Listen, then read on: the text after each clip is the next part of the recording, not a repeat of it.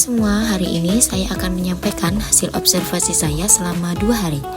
Nah, pada observasi kali ini, saya akan membahas tentang anak berkebutuhan khusus, yaitu tentang gangguan panca indera khususnya bagian tunarungu. Kali ini kebetulan saya bersama siswa saya sendiri, yaitu Dio yang merupakan siswa kelas 2 di tempat saya mengajar, yaitu SD Negeri 15 Wai Serdang.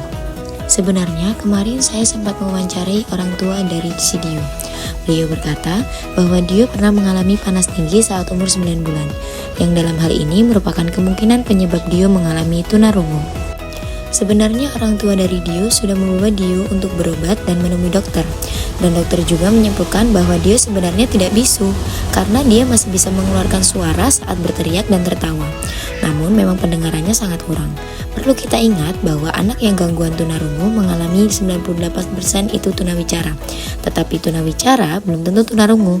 Hal ini terjadi karena ketika saat kita balita, hal pertama yang menjadi pembelajaran kita adalah meniru dan mendengar. Saat ini Dio bersekolah di sekolahan umum yang menjadi tantangan tersendiri dari berbagai pihak.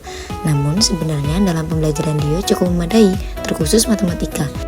Cara dia belajar dan kita mengajarkan adalah dengan menggunakan bahasa isyarat dan mimik wajah yang jelas saat berbicara dengan dia.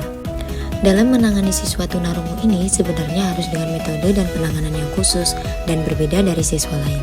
Namun kita sebagai guru harus tetap mencoba dan mau belajar untuk mengenali siswa kita semaksimal mungkin.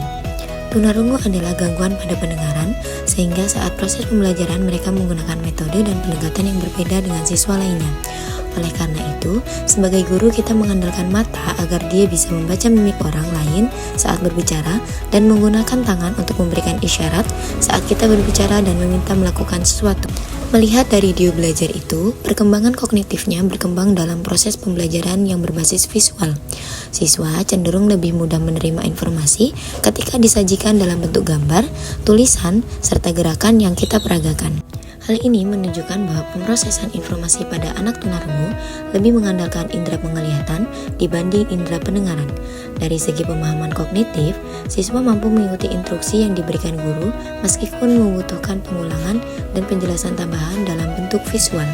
Jika dilihat dari aspek kecerdasan intelektualnya, Dio ini sama dengan siswa normal lainnya, namun keterbatasannya dalam aspek pendengaran menyebabkan adanya perbedaan cara menerima dan mengolah informasi. Oleh karena itu, diperlukan metode pembelajaran yang tepat agar potensi tersebut dapat bertumbuh secara optimal. Berdasarkan hasil observasi ini, dapat saya simpulkan bahwa pembelajaran untuk siswa tunarungu berjalan dengan baik, hanya saja memerlukan instruksi yang jelas dengan isyarat agar dia lebih cepat memahami dan mengikuti instruksi guru.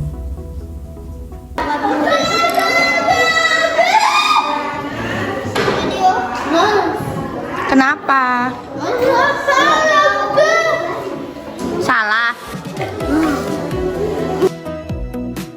Sekian video observasi kali ini, sampai jumpa.